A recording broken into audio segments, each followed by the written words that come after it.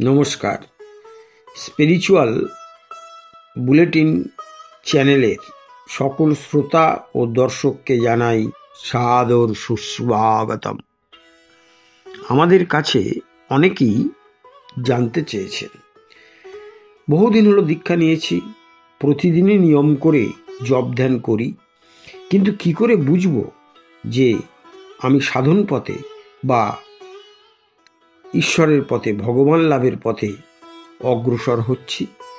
এই প্রশ্নের উত্তর নিয়ে আজ আমাদের আলোচনা। আর সেই আলোচনা আমরা করব স্বামী রঙ্গনাথানন্দজির লেখা থেকে।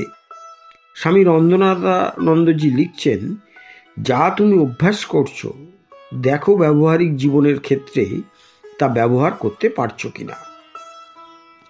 কেবলমাত্র ধ্যানের সময়ই মন শান্ত থাকছে, না বাস্তব জীবনে সমস্যার মুখোমুখি হলেও মন শান্ত থাকছে? Test it in the field of life. আমি উপনিষদের কথাই বলবো। আমাদের প্রত্যেকের দুটো জার্নি আছে, একটা ইনওয়ার্ড জার্নি আর একটা আউটওয়ার্ড জার্নি। আউটওয়ার্ড জার্নি হলো খাওয়া, পড়া, পড়াশোনা, শেখা, চাকরি করা, বিবাহ করা, সংসার প্রতিপালন করা ইত্যাদি। আর ইনওয়ার্ড জার্নি হলো রিয়েলাইজিং ইয়োর ট্রু নেচার।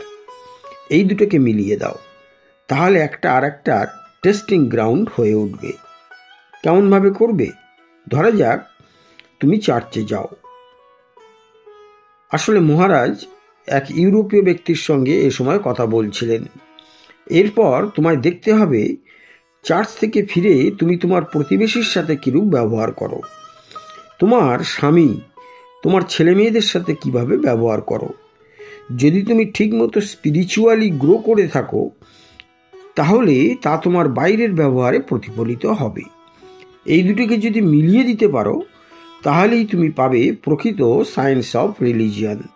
নাহলে তুমি পাবে কিছু শুকনো নৈতিকতা, যা প্রচলিত ধর্মগুলি প্রতিদিন তোমাকে অফার করে আসছে। ঠিক এই কারণেই মানুষ চার্চ অথবা মন্দিরে প্রতিদিন যায়, নানা রকম আচার আচরণ পালন করে। তা সত্ত্বেও কিন্তু অন্তরে তারা রয়ে গেছে একই রকম বিদ্বেষপূর্ণ, একই রকম বদ্ধ এবং একই রকম দুর্বল। আমি এখানে কোনো ফর্মাল রিলিজিয়নের কথা বলতে আসিনি। তুমি অন্তরে এক নতুন রকম শক্তি পাবে। হয়তো তোমার প্রবলভাবে কোনো অপরাধমূলক কাজ করবার প্রবৃত্তি হচ্ছে, তুমি তাকে কন্ট্রোল করতে পারবে। তোমার মনে প্রবলভাবে ঈর্ষা বা বিদ্বেষ জাগছে, তুমি সেটা কন্ট্রোল করতে পারবে। Till now, world was handling me. Now, I will be able to handle the world due to my inward journey. তুমি এই জগৎ সংসার উপভোগ করো না, কে বারণ করেছে? But with a free mind. What a beautiful concept. Upanishad, Isho Upanishad, তার প্রথম বাক্যটিই হচ্ছে ঈশাবাস্যমিদম সর্বম যৎকিঞ্চিৎ জগতাম জগৎ তেইন তক্তেইন ভুঞ্জিতা। Enjoy this world with this knowledge of self, so that you don't get caught, you don't become just a mere creature. আজকাল আমরা ভাবি আমরা জগৎকে এনজয় করছি, কিন্তু আসলে জগৎ আমাদের এনজয় করছে। We are being enjoyed, we are objects, not subjects. মূল্যবান কিছু তোমাদের ত্যাগ করতে বলছি না, কেবলমাত্র যা ফলস, যা অনিত্য, সেটা ত্যাগ করো। এই সংসারের খেলায় কিছুমাত্র সত্যতা থাকলে তা ত্যাগ করতে বলতাম না। যেমন শ্রীরামকৃষ্ণ বলতেন, শূন্যের কোনো মূল্য নাই। একটা শূন্য, দুটো শূন্য, কোনো মূল্য নেই। কিন্তু আগে একটা এক বসাও, এবার দেখো 10, 100, 1000, 10,000। That one is essential. যদি শুধু সংসার নিয়ে মেতে থাকো, soon it will become meaningless. But if you see this through this one, নিজের বুকের দিকে আঙ্গুলি নির্দেশ করে বললেন, then everything will become beautiful. Love, affection, worldly pleasure, everything will become beautiful.